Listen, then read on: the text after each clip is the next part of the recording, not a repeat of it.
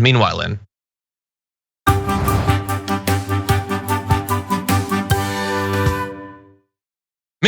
Myanmar, a woman's viral fitness video apparently accidentally and coincidentally captured the very beginning of the coup. And here it is.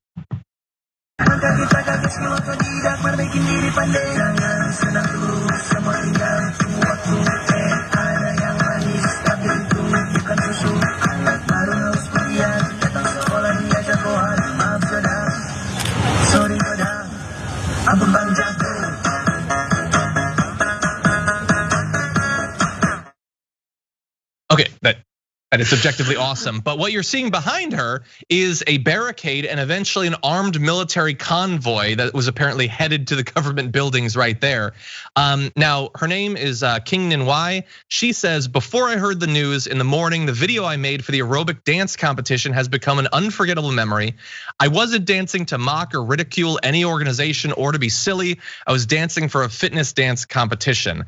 So she apparently had no idea and apparently has been doing dances like that in that exact spot for months and just happened to do it as armed officials were coming in to institute the coup that struck Myanmar recently. Bro, as of right now, go. Continue. I just want to catch people up really fast. Let me catch people up and then we'll comment.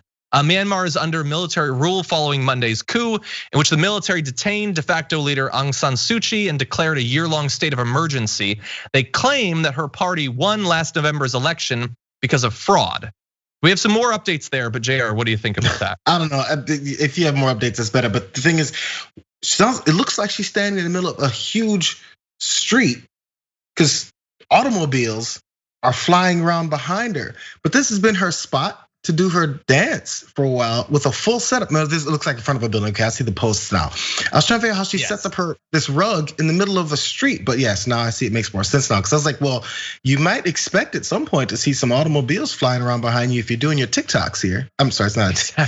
It's not a TikTok. Well, I mean, maybe it's on TikTok. I have no idea. I barely know about TikTok. Although the damage report is on TikTok now, so you can go check us out there. But anyway, yeah, and it was just like I know that it's like it was just purely accidental. But it sort of seemed perfect. Like it seemed like this really like sort of strong thing to lend attention to what's going on. It is just accidental. But anyway, since then, in terms of other viral stuff that's going on the internet, Facebook has designated Myanmar a temporary high-risk location after the coup and says it will remove any calls to bring armaments and protect posts criticizing the country's military. BuzzFeed reports that Facebook's Asia Pacific policy director Rafael Frankel said Facebook is securing the accounts of activists and journalists as well as protecting critical information about what's happening on the ground.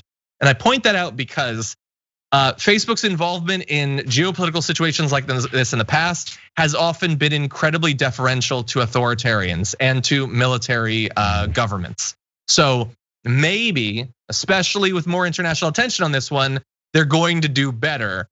But we're gonna have to watch. And obviously this is a situation that is developing rapidly. There was gonna be condemnation and China blocked it in the UN. So a lot has been going on in this area.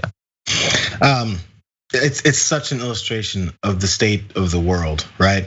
You have a very important, very serious situations happening in the background, but in the foreground, dancing is happening. And if you ask 100, if you poll 100 people, 90% might say, I'm more interested in what's going on in the foreground. Unfortunately.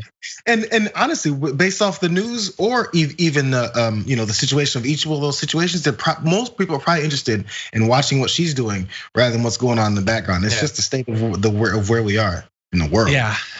And now I wish, this is the stupidest, shallowest wish. I wish that had been against a green screen so that we could put her over other historic events as they're going on, sort of like a contemporary Forrest Gump type situation.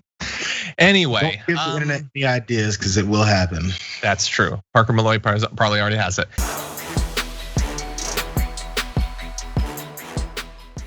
Check out the Damage Report podcast each day, wherever you get your podcasts, whether Pocket Casts or Stitcher or iTunes.